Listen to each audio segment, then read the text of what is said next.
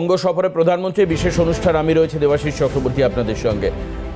একেবারে ২৬-এর বিধানসভাকেই লক্ষ্য, এটাই মনে করছেন সকলে। এবং প্রধানমন্ত্রী শুক্রবারের দুর্গাপুর সফরের পর থেকেই কিন্তু কার্যত শুরু হয়ে যাবে ২৬-এর বিধানসভার ঢাকে কাঠি পড়বে এবং প্রস্তুতি পর্ব শুরু হবে। পাখির চোখ ২৬কে সামনে রেখেই রণকৌশল ঠিক করতে মরিয়া বঙ্গ বিজেপি। দুর্গাপুরে আসছেন প্রধানমন্ত্রী এবং এরপর প্রধানমন্ত্রী জনসভায় নিশ্চিতভাবে এই রাজ্যের মানুষের প্রতি এবং দলীয় কর্মী সমর্থকের প্রতি প্রধানমন্ত্রীর বার্তা থাকবে। সেই বার্তাকে সামনে রেখেই এগিয়ে যাবে বঙ্গ বিজেপি।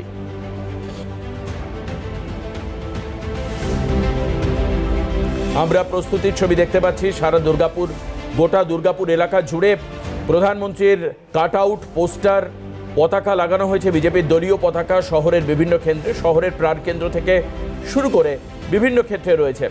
আমাদের প্রতিনিধি রাজেশ সেনগুপ্ত আপনাদেরকে ঘুরে দেখাবেন যে প্রধানমন্ত্রী আসার আগে দুর্গাপুর শহরাঞ্চলের প্রস্তুতি কিরকম। দেখুন,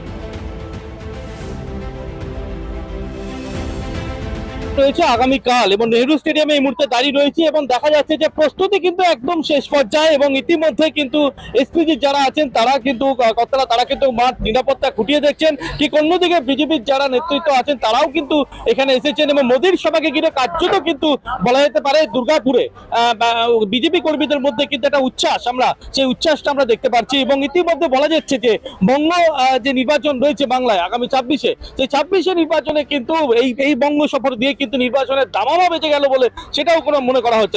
আমরা কথা বলছি, বিজেপির একজন মন্ডল সভাপতি রয়েছেন আমাদের সঙ্গে। শ্রবণ, কি বার্তা দেবে? প্রধানমন্ত্রী, যশস্বী প্রধানমন্ত্রী আমাদের দুর্গাপুরে আসছেন। তৃণমূলের এই যে সন্ত্রাস, দিকে দিকে ধর্ষণ, দিকে দিকে খুন এসব হচ্ছে, এর প্রতিবাদে প্রধানমন্ত্রী আগামীকাল সভা আছে, সেই সভায় উনি এসে মন্তব্য রাখবেন এবং উনি বোঝাবেন আমরা এই সন্ত্রাস মুক্ত দুর্গাপুর গড়ব, এই মন্তব্য উনি রাখতে চলেছেন।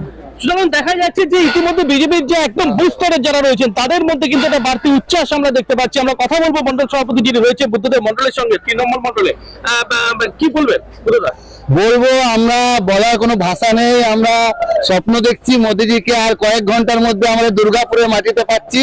আর আমাদের প্রস্তুতি তুঙ্গে, চারিদিকে ফ্ল্যাগ, ফেস্টুন, ঝান্ডায় ভরে গেছে মোদিজিকে স্বাগত জানানোর জন্য। আর আমরা আজকে আমাদের এই মঞ্চের এখানে এসেছি দেখতে, আগামীকাল আমাদের স্পট দেখে নিয়েছি, সেখান থেকে আমরা কিভাবে প্রবেশ করব সেটা ভেরিফিকেশন করার জন্য আমরা এসেছি, শুধু সময় গুনছি। প্রত্যেকে একদম আবেগে আপ্লুত হয়ে গেছে, জাস্ট আর ধৈর্য ধরতে পারছি না আমরা।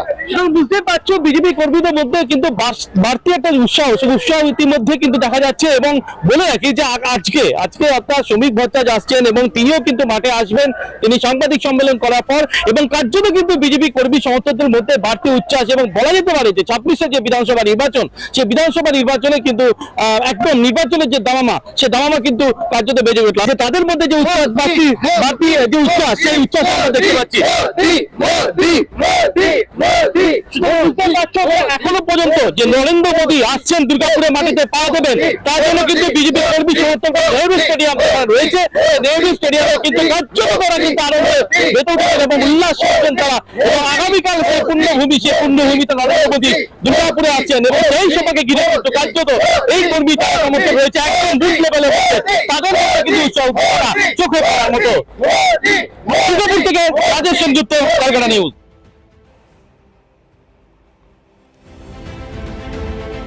আমাদের প্রতিনিধি রাজেশ সেনগুপ্ত ঘুরে দেখাচ্ছিলেন যে প্রধানমন্ত্রী আসার আগে প্রস্তুতি তুঙ্গে। আগামীকাল প্রধানমন্ত্রী সভা রয়েছে দুর্গাপুরে। ২৬-এর বিধানসভা নির্বাচনের আগে মনে করা হচ্ছে এটাই রাজ্য বিজেপির কাছে প্রস্তুতির প্রথম পর্ব শুরু হচ্ছে।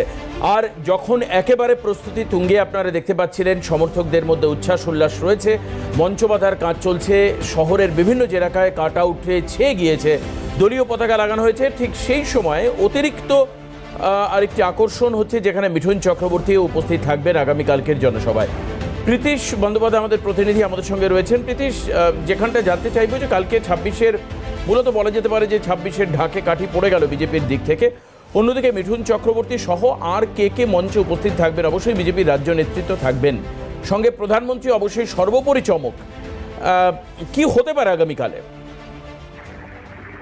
দেখো, অপারেশন সিঁদুরের পর আলিপুরদুয়ার থেকেই কার্যত ২০২৬ বিধানসভা নির্বাচনের প্রস্তুতি বিজেপি কিন্তু শুরু করে দিয়েছিল।